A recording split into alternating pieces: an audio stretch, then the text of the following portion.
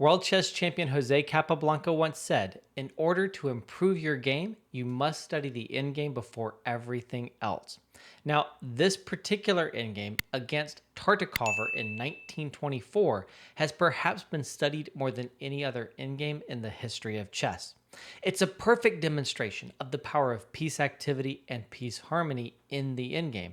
These are two things that the incredibly intuitive endgame player Capablanca was particularly known for. That is why this is our number 3 best chess game of the 1920s. This endgame is chess perfection, but unusually for Capablanca, he made a fair number of inaccuracies, as did his opponent in the opening and early middle game. Of course, that's easy to say with Stockfish looking over the game, but we are going to zip quickly through those to focus more on the endgame. So, the game begins with pawn to d4 and e6. Tartakower is a flexible gentleman who's willing to play both the French and the Dutch. So we get knight f3, pawn to f5, Dutch it is, pawn to c4, knight f6, bishop g5, bishop e7, knight c3, castles e3, and here, what theory considers to be a pretty good way to play is either knight to e4 or pawn to d5, which plays for more of a stonewall type of structure. However, Tartakower is not going for this, even though later in this series, we may see him play the Dutch to great effect, the stonewall Dutch to great effect. Instead, in this case, he goes for a different Dutch with pawn to b6. Now, the engine thinks that this is okay, although at least a little favorable for white, but in practice, playing pawn to b6, as natural as it seems, has often not worked out well for black in the Dutch. You can think of games like this one. You can think of games like Edward Lasker versus Sir George Thomas. And of course, there are more accurate demonstrations as well, including Dinker versus Fight, which I demonstrated earlier in this 1920s series. The problem is that the bishop looks really great over here on the queen side, but it does soften other light squares in Dinker versus Fight. At one point, pawn to d5 is played with tremendous effect. So after b6, we see bishop to d3, bishop to b7, castles, queen to e8. A little bit of an odd play because the queen's not going to be that effective over here. It never gets over here, so why queen to e8? Queen to e2, knight to e4, and now we get a lot of trades. Bishop takes e7, an intermediate move. Knight takes c3, the queen is hit, threatened to be captured with check. So pawn takes, queen takes e7. And here, Capablanca decides to play on the queen side instead of on the center of the board, in the center of the board with pawn to e4. And the engine likes pawn to e4. It's at least a fair bit better for white. I don't really know why Capablanca didn't go for pawn to e4, as natural as it is. Instead, he plays pawn to a4. So he's gearing up for queenside play, but this isn't necessarily a position where queenside play is all that advantageous for him. In fact, the queenside, due to these pawns being doubled and targetable, seems to be more a space where Tartakower is going to be able to press. After pawn to a4, I think we see a really good move from Tartakower. It's bishop takes f3. Now, this is a hard move to consider because the bishop looks so good. It looks like black's best piece. But by trading the bishop on f3, black produces a position with knight against a lone bishop, as opposed to white having a bishop pair, where the light bishop can be a little bit of a vulnerable piece, and the doubled pawns for white can be vulnerable to attack by the knight. Tartakower plays pretty well, and with maybe just one more accurate move in a critical moment, he really could have demonstrated the power of this line of play and the imbalance with knight versus bishop that he establishes. After queen takes f3, the knight develops. We get rook fb1, which seems a bit misguided from Capablanca. There's not really an opportunity for queenside play here. c5 and a5 aren't working, so the rooks are ineffective over here on the queen side. In this position, we now see rook ae8 saying, hey, my play is in the center of the board. I do think we see an excellent move here, top move from Stockfish, queen to h3 from Capablanca, who is starting to be on his back foot a little bit. After queen to h3, you're getting ready for pawn to f4, so there's not an opportunity for black to be pushing with, for example, e5 or d6 and e5, because this is coming, and also this is now targeted twice. So queen h3, really a clever move in the position that keeps things from getting out of hand, which could have easily happened. Rook f6, which goes for an attack on the king when there are nowhere near enough pieces to attack the king. I'm not really sure what rook f6 is about. In another game, we will see rook f6 played to great effect from Tartakower, but this game is one where rook f6 seems at least a little misguided, even if it's not, wrong and costing the position or something like that. It does seem to misplace the rook. So pawn to f4, no e5 for black. Knight to a5, queen f3, and in this position, I think you have the best chance for Tartakower in this game. That is now pawn to c5. Of course, you never want to capture here and break your pawn structure even more, but now black is able to start piling up on the weak c-pawns, and this is very hard for white to hold. I think black has really good practical chances, and the knight is much better than the bishop in this position. Instead, though, after queen f3, we see pawn d6, and now Capablanca immediately changes tack. I think that Capablanca realizes he's about to be in trouble and that the rook placement has been incorrect, so he changes plans. All great players are flexible and willing to admit a mistake, and now he goes rook e1. e4 is coming at this point, and with the break e4, Tartakower is going to find himself in a little bit of a worse position. Queen d7, pawn to e4 it is, pawn takes, queen takes. g6, of course, not going to allow the capture here with check. And in this position, it's pretty clear this is a nice target, but how do you actually make something out of it, right? You've got a queen and bishop battery. It's pressuring the g6 and h7 pawns. And I really like the plan here from Capablanca. He plays g3, king f8, king g2, and now after rook f7, pawn to h4. And the last three moves now make sense. g3 has made a very nice solid pawn structure, cleared room for the king to advance. And now with the advance of the h-pawn, there's going to be a target here in this pawn structure. On the light squares, the queen and bishop are great attackers, and the rook is going to the open h-file. Very, very powerful and beautiful play. Pawn d5 now. At this point, Tartakower senses he must achieve counterplay, and he plays, I think, the best move in the position. Pawn takes, queen takes, rook takes, and king takes, and everything has basically left the board. And this is the starting point of this very, very famous endgame. So let's pause and kind of assess things before we proceed. In this position, we have knight versus bishop.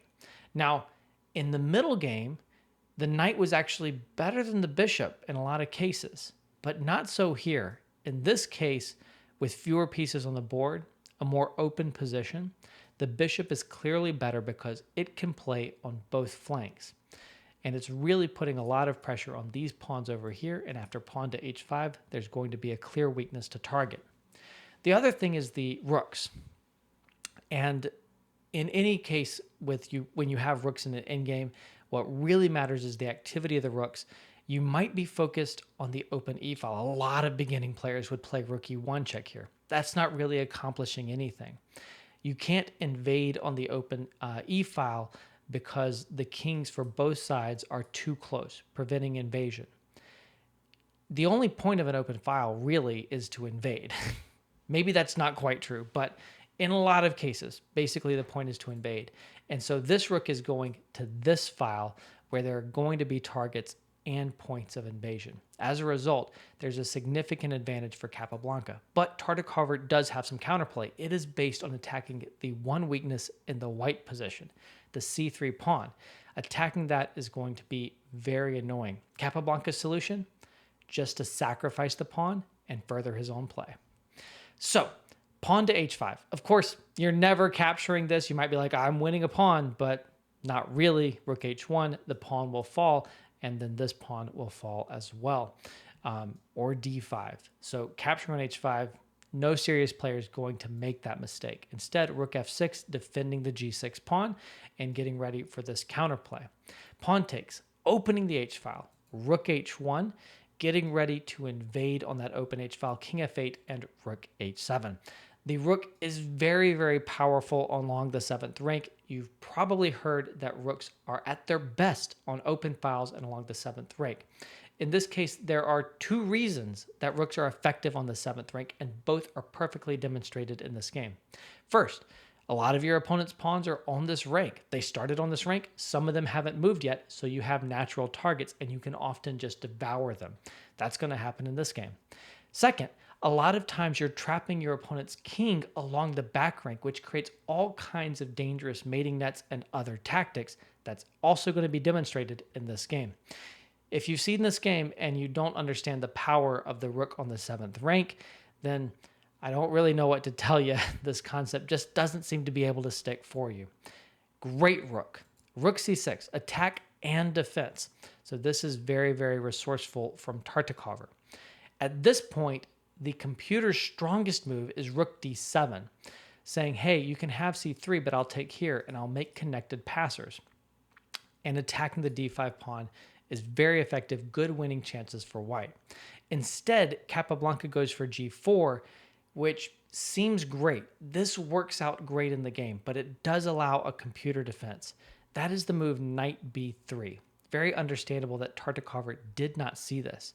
After knight b3, then, for example, g5, which is what you want to play, knight c1. And the attack on the bishop, which wants to keep targeting the g6 pawn. Of course, if black captures on c3, then you lose g6. So you need to keep attacking this so that black cannot capture this pawn for free. But any move that keeps the bishop attacking this allows knight here, which forks this pawn and this pawn. And this is a problem.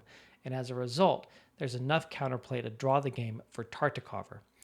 Instead, he played the more natural move. I think knight b3 seems very unintuitive until you see the idea of knight c1, which isn't a square you're trying to put knights on. You don't want to put your knights on the edge of the board. Tartakower plays what seems more natural, knight c4. Now g5, knight to e3 with check, king f3 attacking that knight. And in this position, knight d1 was a better computer defense. I'm not even going to analyze it. Much more natural is knight f5 as played by Tartakower. This move prevents the attack on g6, and it just threatens rook takes c3. What could be better? Well, it turns out that Capablanca now has the opportunity to transition into the pure rook endgame, and it turns out to be a nearly winning one. He goes for it, and he's been setting this up and anticipating this for many moves. Bishop takes f5. Notice that rook takes c3 check might look like a good intermediate move, but not so, because now the king can step to g4 because there's no control over the g4 square. After pawn takes, king takes, the connected pass pawns, an active king and active rook win the game pretty quickly. So bishop takes f5, pawn takes f5. Now the king can't seem to invade here, and you need to pause your video and try to figure out the plan that Capablanca came up with. Well, Capablanca played the brilliant move, king to g3. Really, really beautiful. It seems so slow to bring the king around in this direction, but it's actually incredibly effective. The rook by itself cannot win the game. The rook and the passed g-pawn cannot win the game. But when you add an active king to that mix, then Capablanca will win the game. This beautiful move sacrifices c3 with check. Tartakower doesn't have better, so he does take on c3. The king comes up to h4. Now, I've tried to win this position against the computer to practice my in-game technique like the great Capablanca, and I have struggled. I do think that objectively it's winning, but if you're playing against Stockfish, Stockfish is at this point going to try to create counterplay with pawn to a6. Going for b5. This is a much better plan than what Tartakower played in the game. And this counterplay is hard to defeat. I think that winning is king h5, b5, a5. I think it's better to keep more pawns on the board rather than trading. b4, king g6, b3. This b pawn is very scary. King takes on f5, connected passers, b2, and you're just in time to stop the pawn. Black can defend the pawn from the rank, but you don't really want to be defending it from the rank. And I think that this is an objective win for white. But if Tartakower had gone for this counterplay with a6 and b5, I think it would have still been quite challenging for Capablanca to reel in the full point. Instead, Tartakower goes for rook f3, which makes so much sense. It's picking off the f4 pawn, and a lot of these lines where white gets connected passers are now not going to be possible. It turns out, though, that you don't need connected passers if, again, you have active rook, active pass pawn, and king, and Capablanca gets that with g6. A great, great move. Boom, boom, and there's not going to be a defense anymore. Rook takes f4 with check. The second pawn that is picked up with check, but it doesn't matter. King g5, headed to f6. Rook takes d4 will not save the game. King f6, and the only way to avoid checkmate here, king e8, just allows white to queen the g-pawn, g7. Now, Tartakower could give up his rook for the promoting pawn here. He even has 4 passed pawns for it, or 4 pawns, 3 of them passed. But it doesn't matter. Those pawns get picked up very quickly, and it's just a matter of technique, and Capablanca's technique will surely carry the day. After king g5, played in the game, is rook e4, king f6, and now king over to g8, dealing with the threat of checkmate. A little hesitation check, and after king h8, a pawn falls with a threat of mate. A theme here is going to be a pawn falls and a threat of mate. Rook e8, defending, king takes f5, another pawn falls. Rook e4, king f6, renewed threat of mate. Rook check, and the king steps back and attacks this pawn here on d5. Rook g4, trying to attack this deadly g-pawn, and now g7 check. Of course, if the pawn is captured by the rook, then the king and pawn endgame at the end, after all the captures, is easily winning for Capablanca. King g8, rook takes a7, another pawn falls. Rook g1, king takes d5, another pawn falls. And the theme here is that if you have the active pieces, then you don't need to worry about material so much, because your active pieces are often going to be hoovering up your opponent's material, your opponent's inactive material. Rook c1, king d6, rook c2. At this point, it's clear the d pawn is advancing, and it doesn't even matter if black attacks the a pawn, because again, the d6 pawn is advancing, and that's carrying the day. So Tartakower resigned in this position. I hope you've enjoyed this endgame, as so many people have before you. It's an incredible demonstration of the power of piece activity, the power of rook activity, the power of king activity in the endgame. And every time I see a great game by Carlsen, by Karpov, by another fantastic chess player that demonstrates the power of these properties in the endgame, I think that they all owe a debt of gratitude to Capablanca for this game. Every chess player, every great chess player has seen this endgame at some point, and I think it's carved into their DNA and has influenced many of their own greatest endgames. If you want to see more of my favorite chess games of the 1920s, simply click on that playlist that is popping up on your screen as I speak.